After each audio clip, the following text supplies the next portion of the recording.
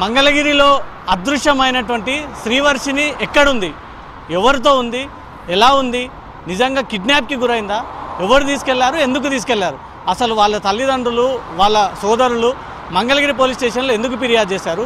మనతో శ్రీవర్షిని ఉంది, ప్రత్యక్షంగా ఆమె తోడు మాట్లాడి ఆమె ఏం చెప్తుందో ప్రజలందరికీ వినిపిద్దాం. అక్కడ మాయమై ఇక్కడ తెలియదు ఏంటి, మీ విషయంలో ఏం జరుగుతుంది అసలు? నేనైతే అఘోరమ్మ దగ్గర దీక్ష తీసుకున్నాను. సో సాధన నేర్చుకోవాలని చెప్పి వచ్చాను. ఫస్ట్ ఆఫ్ ఆల్ ఏంటంటే నన్ను ఎవరు కిడ్నాప్ చేయలేదు, ఎవరు తీసుకెళ్ళలేదు. ఇంట్లో నుంచి నా సొంతగా నేనే వచ్చాను.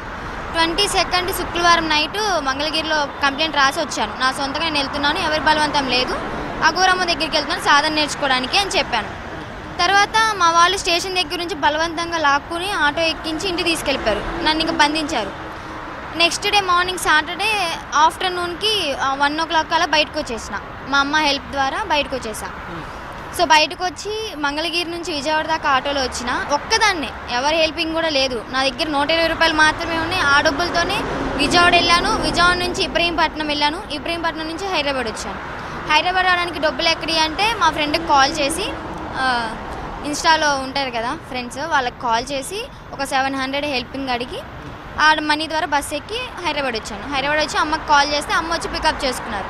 అమ్మ అడిగారు, మీ వాళ్ళు ఇలా అంటున్నారు, కేసులు పెడుతున్నారు, కిడ్నాప్ చేశారని చెప్పి, మరి ఏం చేద్దామంటే, వెళ్దాం అమ్మ మీడియాకి, నేనైతే నా సొంతంగా వచ్చాను, మీరు హైదరాబాద్లో ఉన్నారు కదా, మీకు ప్రూఫ్స్ ఉన్నాయి కదా, ఎక్కడ కంటే అక్కడ చెప్తాము, నేను నా సొంతగా వచ్చాను కదా, మీకేం ప్రాబ్లం ఉండదు, మీకు ప్రాబ్లం రాని నా వల్ల అని చెప్పని మీడియా ముందుకు రావడం జరిగింది. నన్నైతే ఫస్ట్ ఆఫ్ ఆల్ ఎవరు కిడ్నాప్ అయితే చేయలేదని నా సొంతగానే వచ్చాను.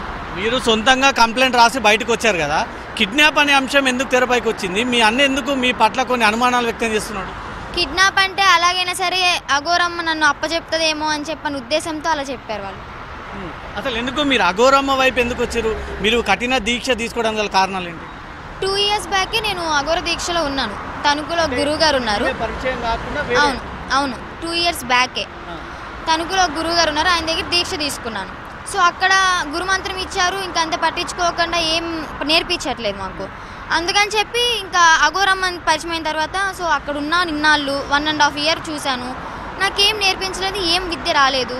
అమ్మ దగ్గరికి వెళ్తే అమ్మ దగ్గర కొంతమంది క్యూర్ అవ్వడం పూజల వాళ్ళ ద్వారా అలా చూశానమాట.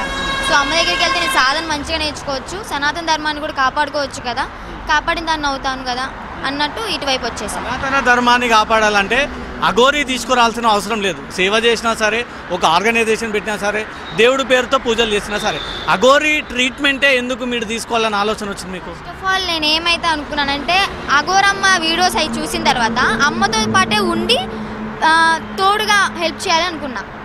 అంటే అమ్మతోనే ట్రావెల్ చేస్తూ అమ్మ ఎలా అయితే చేస్తున్నారో అలా చేయాలనుకున్నా. అఘోరీ అంటే మూఢనమ్మకాలతోటి ఆ పూజలు చేయడము, గాల్లో శవాలను లేపడము, వ్యక్తులకు పూజలు చేసి చంపడము, అట్లాంటి శిక్షణ?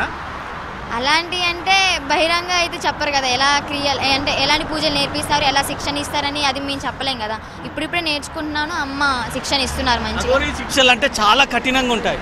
ఏళ్ళ తరబడి ఆహారం ఉండదు, నీళ్ళు ఉండదు, తపస్సు చేయాలి, హిమాలయాల్లో పర్వతాల్లో ఉండాలి, దానికి కొంత కఠినమైనటువంటి శిక్ష ఉంటుంది. ఒక అమ్మాయిగా మీరు చిన్న వయసులో ఇంత పెద్ద నిర్ణయం ఎందుకు తీసుకున్నారు? నాకు ఫస్ట్ నుంచి శివయ్య అంటే ఇష్టం. సో నేను చెప్పాను కదా 2 years బ్యాకే దీక్షలో ఉన్నా అని చెప్పి, అదే ఇంట్రెస్ట్ నాకు ఇంత దూరం తీసుకొచ్చింది. అమ్మని చూశాక ఇంకా పెరిగింది. సాధన అంటారా, నేర్చుకుంటాను, ముందు ముందు వెళ్ళే కొద్దీ సాధనలో ఉంటాను కాబట్టి ఆ శక్తి అనేది ఆ దేవుడు నాకు ఇస్తాడు ఎంతో కొంత. సో అలాగే నేను ముందుకెళ్తాను. వర్షిని లైఫ్ ఏంది? ఈ అఘోరీ దీక్ష కంటే ముందు మీరు ఏం చదివారు? మీ ఊరు ఎక్కడ? మీ తల్లిదండ్రులు ఎవరు? మీ కుటుంబం ఎవరు? ఎందుకు ఈ చదువులా వదిలేసి ఇటువైపుగా మళ్ళాలని అనిపించింది? చదువు నేను ఇప్పుడేం ఆపలేదండి, ఇందులోకి వచ్చాను మాత్రం చదువు అయితే ఆపలేదు. నెక్స్ట్ మంత్ లాస్ట్ వీక్ నాకు ఎగ్జామ్స్ ఉన్నాయి, ఆ ఎగ్జామ్స్కి కూడా అటెండ్ అవుతున్నాను. స్టడీ కంటిన్యూ చేస్తాను, సాధన కూడా కంటిన్యూ చేస్తాను. యాక్చువల్గా అయితే మాది రేపల్లె మండలం, అది బాపట్ల జిల్లా, రేపల్లె. అక్కడ నుంచి చిన్నప్పుడే నాకు 6 years ఉన్నప్పుడే డాడీకి జాబ్ మంగళగిరిలో రావడం వల్ల మంగళగిరి వచ్చేసాం. ఇంక అప్పటి నుంచి ఇప్పటి వరకు మంగళగిరిలోనే ఉన్నాం. సో డాడీకి ఫ్రెండ్ అయిన విష్ణు అనే వ్యక్తి, నేను అన్నయ్య అని పిలుస్తున్నాను కదా, ఆ వ్యక్తి ఎవరైతే ఉన్నారో ఆయన మా ఫ్యామిలీ ఫ్రెండ్గా పరిచయం అయ్యారు. మాకు కొంచెం ఆర్థిక పరిస్థితి బాగున్నప్పుడు హెల్ప్ చేశారు, ఆయనకి మేము హెల్ప్ చేశాము. ఎలా అంటే వాళ్ళ వైఫ్కి హస్బెండ్ గొడవలు అయినప్పుడు ఆయన స్టేషన్కి వెళ్ళినప్పుడు తీసుకురావడం, అలాంటివి చాలా హెల్పింగ్ చేసాం. ఆయన ఇప్పుడు ఏంటంటే నేను చిన్నప్పటి నుంచి పెంచాను కదా, నాతోనే తిరిగింది. విష్ణు అంటే వర్షిణి, వర్షిణి అంటే విష్ణు అన్నట్టు అన్న చెల్లెలుగా మంగళగిరిలో తెలియని వాళ్ళు లేరు. ఇప్పుడు నేను వెళ్ళి ఇలా బయటికి రావడం వల్ల ఆయనకి మంగళగిరిలో పరువు అనేది పోతుంది కొంచెమైనా. అదొకటి మైండ్లో పెట్టుకుని ప్లస్ అఘోరి అమ్మ మీద నెగిటివ్గా మైండ్లో ఏవేవో పెట్టేసుకుని ఇదంతా పోర్ట్రే చేస్తున్నారు. మీ పేరెంట్స్కి మీరు దూరంగా ఉన్నారా చాలా రోజుల నుంచి? లేదండి, కనెక్టెడ్ ఉన్నారు. దీని మీద అంటే నేను అమ్మ నాన్నని వదులుకుంటానైతే ఎప్పుడు చెప్పలేదు, ఎక్కడ చెప్పలేదు కూడా. నేను నెలలో 10 రోజులు 5 రోజులు మీ దగ్గరికి వస్తాను, పండగలకు వస్తాను, నా ఎగ్జామ్స్కి అటెండ్ అయినప్పుడు ఇంట్లోనే ఉంటానని కూడా చెప్పినాను. వాళ్ళు దానికి ఒప్పుకోలేదు. స్టార్టింగ్లో ఒప్పుకున్నారు, ఈ విష్ణు అనే వ్యక్తి ఏం చెప్పారో తెలియదు, తర్వాత ఒప్పుకోలేదు. సో నేను ఇంకా ఇటువైపు రావడానికి గట్టిగా ఫిక్స్ అయి కూర్చున్నాను కాబట్టి వాళ్ళకు కూడా ఏం తెలియకుండా అమ్మ పంపించింది. అమ్మకి అంటే పర్మిషన్ అమ్మ ఒకటే ఇచ్చింది ఇంట్లో, అన్నయ్య నాన్న అయితే ఇవ్వలేదు.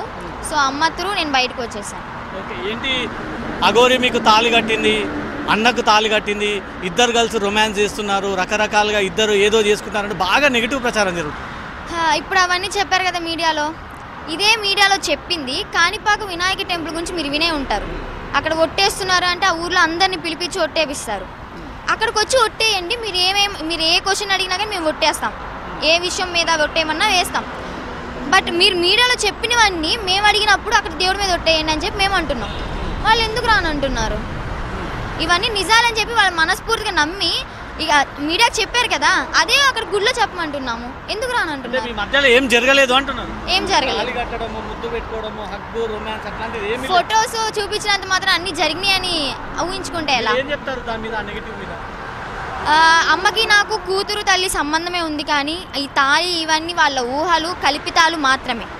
మా మధ్య ఏమీ లేదు. నేను సాధన నేర్చుకోడానికి వచ్చాను, ఒక గురువుగా అమ్మున్నారు, ఒక శిష్యురాలుగా నేనున్నాను, ఒక తల్లి కూతురు సంబంధం అంతవరకే.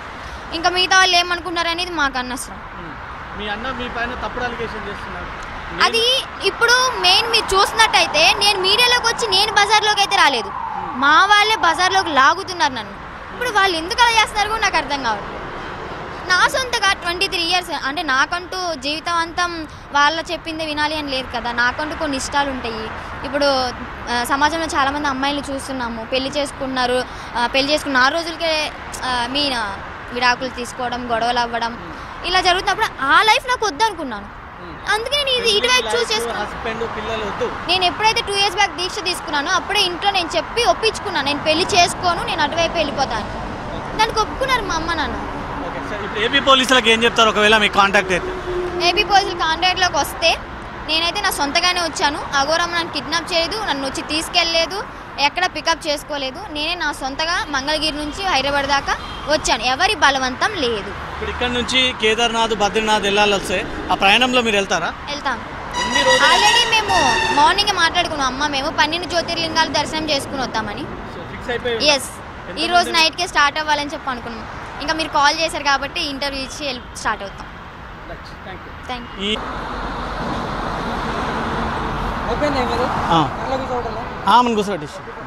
ఒక వీడియో తీసుకోండి. శ్రీవర్షిని విషయంలో నన్ను బలవంతంగా ఎవరు కిడ్నాప్ చేయలేదు, నేను సొంతంగానే పోలీసులకు ఫిర్యాదు అందజేసి బయటకు వచ్చాను. ఎక్కడ కూడా నా పైన తప్పుడు కంప్లైంట్స్ ఇచ్చి నా పైన నెగిటివ్ పోర్ట్రేట్ చేస్తూ ఉన్నారు. నేను బలవంతంగా కాదు, సొంతంగా బయటకు వచ్చాను. ఈ విషయం తన తల్లిదండ్రులకు కూడా చెప్పాను. కానీ నాపై తప్పుడు అలిగేషన్స్ పెడతా ఉన్నారంటూ మాత్రం శ్రీవర్షిని జీ మీడియాతో మాట్లాడుతుంది. కెమెరా పర్సన్ మహేందర్తో రవితేజ, జీ న్యూస్, హైదరాబాద్.